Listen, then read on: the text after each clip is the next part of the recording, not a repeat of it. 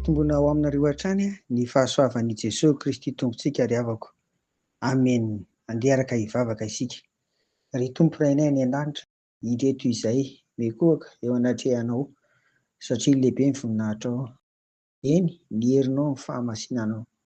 Koa ankehitriny Tompo, dia mendrika ianao no deraina isan-kalazaina mandrakariva. Koa dia raiso izany fa atolotray amin'ny fo tokoa. Ametrahanay ianao amin'ny toerana. Dia ny seza fiandriananao Tompo, mendrika ny hoderaina sy ankalazaina ianao. Ka dia tsy ho ataonay amin'ny ivelambelany ihany anie, fa amin'ny fiainana isan'andro dia ahitana taratra an'izany ry Tompo. Amin'ny anaran'i Jesosy, amen. Anisan'ny andinin-tsoratra miavaka ry havako, andinin-tsoratra masina malaza ato amin'ny Baiboly raha idirantsika ny amin'ny hoe mampahafantatra ny asan'ny Tompo ny soratra masina, dia izay voarakitra ao amin'ny Salamo 9. Ity Salamo 9 iray manontolo ity dia manasongadina ny amin'ny halehibehan'ny asan'Andriamanitra manerana izao tontolo izao ambonin'ny tany, eny amin'ny lanitra, n'aiza n'aiza, ary manasongadina koa ny mahatsinotsinona kely sy bitika ny olona, kanefa dia omen'Andriamanitra voninahitra. Indrindra efa ankintsika ny vitsivitsy ary amin'izany andininy soratra masina ato amin'ny Salamo 9 izany. Ny andininy voalohany ary vakiana amin'ny anaran'i Jesosy. Jehovah Tomponay eo, indray voninahitra ny anaranao amin'ny tany rehetra, nataonao eny amin'ny lanitra ny voninahitrao. Andininy fahatelo, raha jereko ny lanitrao, izay asan'ny rantsan-tananao, sy ny volana makitana izay noforoninao. Amen.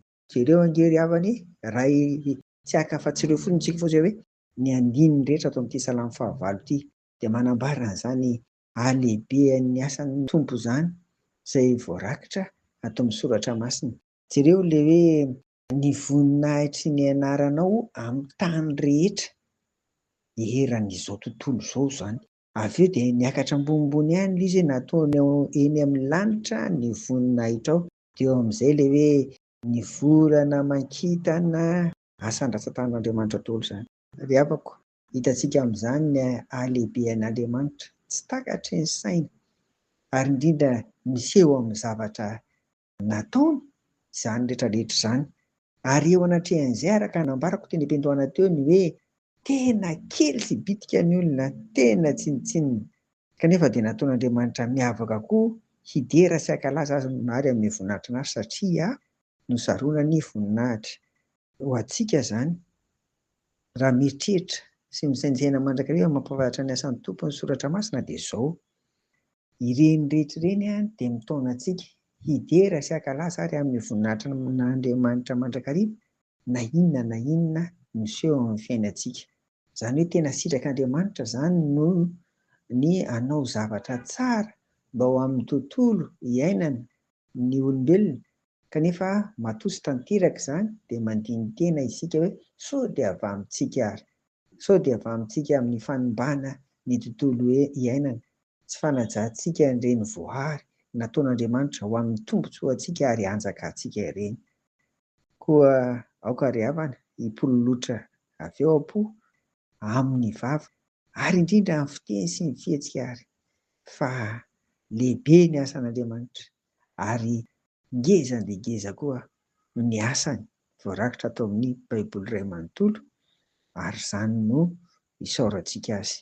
Dia ho an'Andriamanitra irery ny voninahitra, fa ho antsika kosa ary ny fiainam-pideranan'ny Tompo mandrakariva amin'ny atao rehetra.